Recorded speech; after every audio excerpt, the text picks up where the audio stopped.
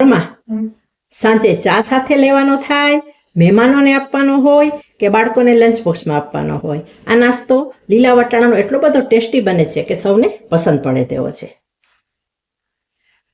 ચાલો બનાવવાનું શરૂ કરીએ આજની રેસીપી લીલા વટાણાના બાઇટ્સ કે નગેટ્સ. નવી નવી રેસીપીઓ જોવા માટે મારી ચેનલ હર્ષા કુકિંગ ગુજરાતીને સબસ્ક્રાઈબ કરો અને લાઈક પણ આપો. લીલા વટાણાનો નાસ્તો બનાવવા માટે અહીં મેં એક નાની વાટકી લીલા વટાણા લીધા છે. આ વટાણા તાજા વટાણા છે, ફ્રોઝન વટાણા નથી. તમારે ફ્રોઝન વટાણા લેવા હોય તો લઈ શકો છો. તમારે એક વાટકી અથવા એક કપનું માપ સેટ કરી લેવું. અને આ વાટકીના માપથી વટાણા લીધા છે એટલે આ વાટકીના માપથી જ હું બધા ઇન્ગ્રીડિયન્ટ્સ એડ કરીશ. હવે લઈશું આપણે મિક્સર જાર ને તેની અંદર આપણે આ વટાણા એડ કરી દઈએ. તેની અંદર 2 લીલા મરચાં અને 3 કળી લસણની ઉમેરી દઈએ અને હવે આપણે પીસી લઈએ. લીલા વટાણાની આપણે આવી દરદરી પેસ્ટ બનાવી લેવાની છે. બહુ ફાઇન પેસ્ટ કરવાની નથી. અને આ પેસ્ટ બનાવવા માટે મેં પાણીનો ઉપયોગ કરેલો નથી.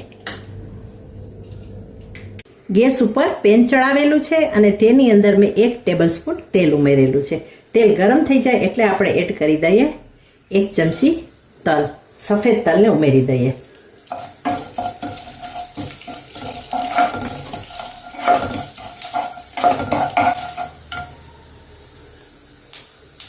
સફેદ તલ ફૂટી જાય એટલે આપણે એડ કરી દઈએ લીલા વટાણાની પેસ્ટ કે પ્યુરી.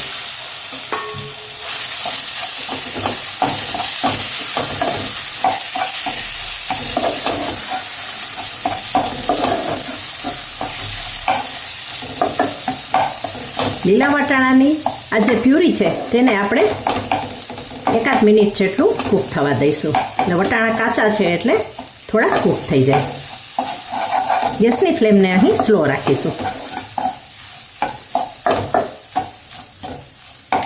1 મિનિટ પછી જો વટાણા કૂક થઈ જશે ને એટલે આ રીતે પેન છોડી દેશે. આ તબક્કે આપણે ઉમેરીશું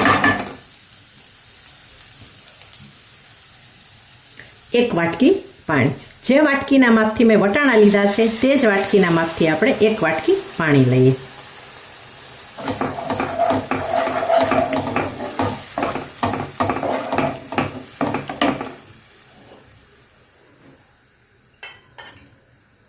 ફરીથી 2 ચમચી પાણી આપણે ઉમેરીએ.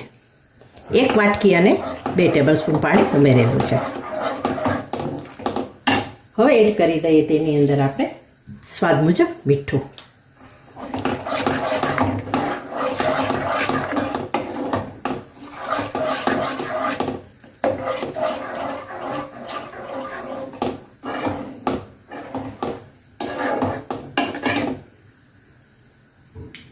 જેવું આ મિશ્રણ ઉકળવા માંડે એટલે આપણે જે વાટકીના માપથી વટાણા લીધા હતા એ જ વાટકીના માપથી અડધી વાટકી બારીક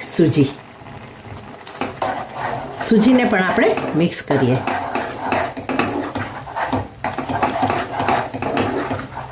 લીલા વટાણાની સિઝનમાં આ નાસ્તો એક વખત ચોક્કસ બનાવી લેજો. બાળકોથી માંડીને મોટા સૌને પસંદ આવશે. ચા સાથે લઈ શકાય, ચટણી સાથે ખાઈ શકાય. બહુ સરસ લાગે છે અને વટાણાને કારણે હેલ્ધી પણ નાસ્તો છે. આ રીતે આપણે ચલાવીએ અને આપણે અંદર રહેલું જે પાણી છે મોઇસ્ચર તેને આપણે થોડું બળવા દઈએ.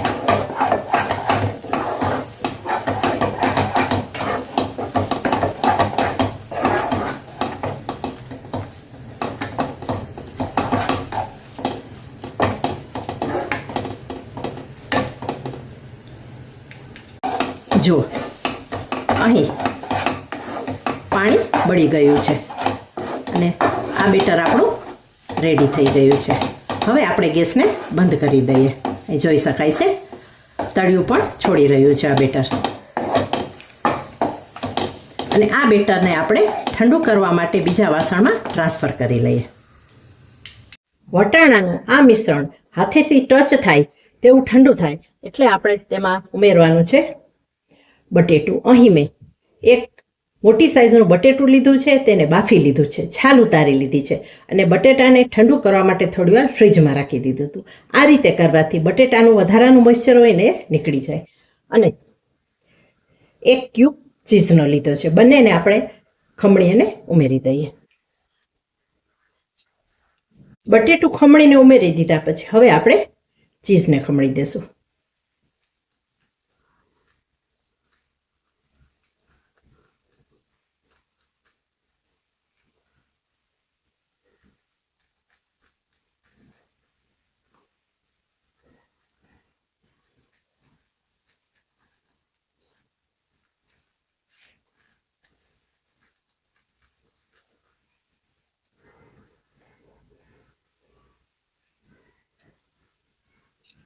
હવે આપણે બીજા મસાલા કરીએ.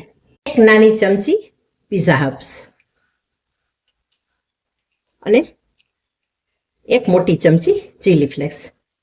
ચીલી ફ્લેક્સ જો તમારે તીખું કરો, કોઈ બાળકો ન ખાતા હોય ને બાળકોને આપવું હોય તો તમે ઓછા કરી શકો છો અથવા તમે સ્કીપ પણ કરી શકો છો. હવે એડ કરીશું આપણે કોર્નફ્લોર. 4 ટેબલ સ્પૂન આપણે કોર્નફ્લોર ઉમેરી દઈએ. કોર્નફ્લોર તમે જ્યારે બનાવતા હો ને ત્યારે જરૂર પડે ને તેમ તેમ ઉમેરતા જવાનું. 4 ટેબલ સ્પૂન તો જોઈશે જ, જો વધારે જરૂર હોય તો ઉમેરી દેવાનું. અને હવે આપણે લોટને મસળી અને બાંધી લઈએ. આ માપથી 4 ટેબલ સ્પૂન કરતાં વધારે કોર્નફ્લોરની મને જરૂર લાગી નથી. હવે હાથને તેલવાળું કરી અને લોટને થોડો સ્મૂથ કરી લઈએ.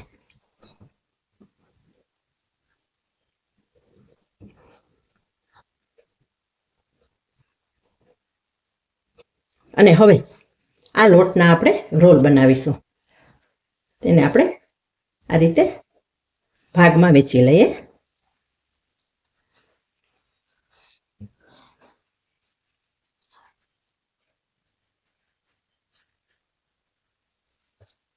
હવે લઈશું આપણે એક ચોપિંગ બોર્ડ અને તેની ઉપર આપણે ચોખાનો લોટ ફેલાવીએ. અને હવે આ લોટ લઈએ અને તેને આ રીતે સિલિન્ડર આકાર આપીએ. અને હવે આ મિશ્રણનો આપણે રોલ વાળીએ. તમે જાડા પાતળા નાના મોટા જેવા તમારે કરવા હોય એ ટાઈપના રોલ બનાવી શકો.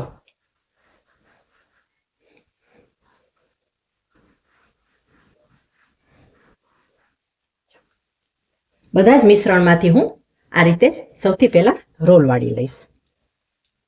અહીં બધા રોલ મેં તૈયાર કરી લીધા છે. હવે રોલનું કટિંગ કરીશું.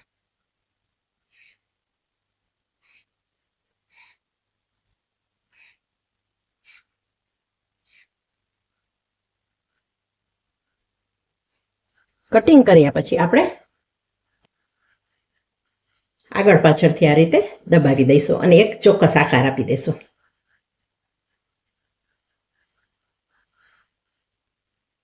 બધા બાઇટ્સ આ રીતે આપણે તૈયાર કરી લઈએ.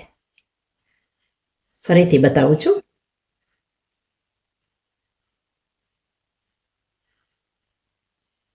આ રેસીપી ચોક્કસથી બધાને પસંદ પડશે, એટલે એક વખત ચોક્કસ ટ્રાય કરી લેજો. બાળકોને તો ખૂબ પસંદ પડશે અને હોંશે હોંશે ખાશે. નાસ્તાને તળવા માટે અહીં કડાઈમાં તેલ ગરમ કરવા મૂક્યું છે. તેલ ગરમ થયું છે કે નહીં તે સૌથી પહેલા આપણે ચેક કરીએ. તેલ આપણું ગરમ થઈ ગયું છે.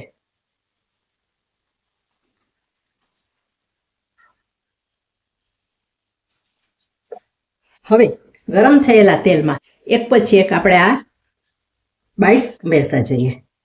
અહીં ગેસની ફ્લેમને મેં મીડિયમ રાખી છે.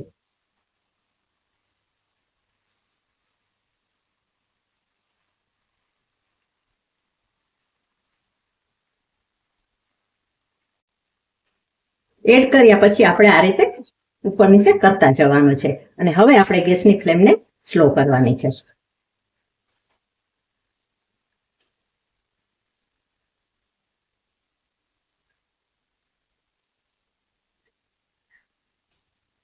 જુઓ કેટલો સરસ વટાણાનો નાસ્તો બનીને તૈયાર થઈ રહ્યો છે.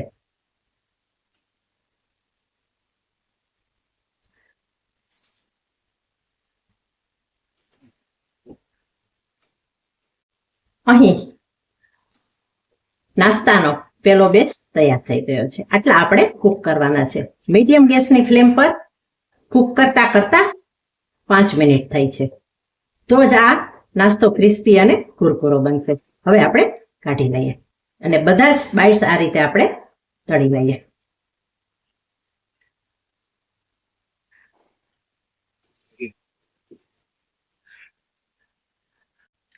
લીલા વટાણાના નાસ્તાને મેં ટોમેટો કેચઅપ અને લીલી ચટણી સાથે સર્વ કરેલા છે.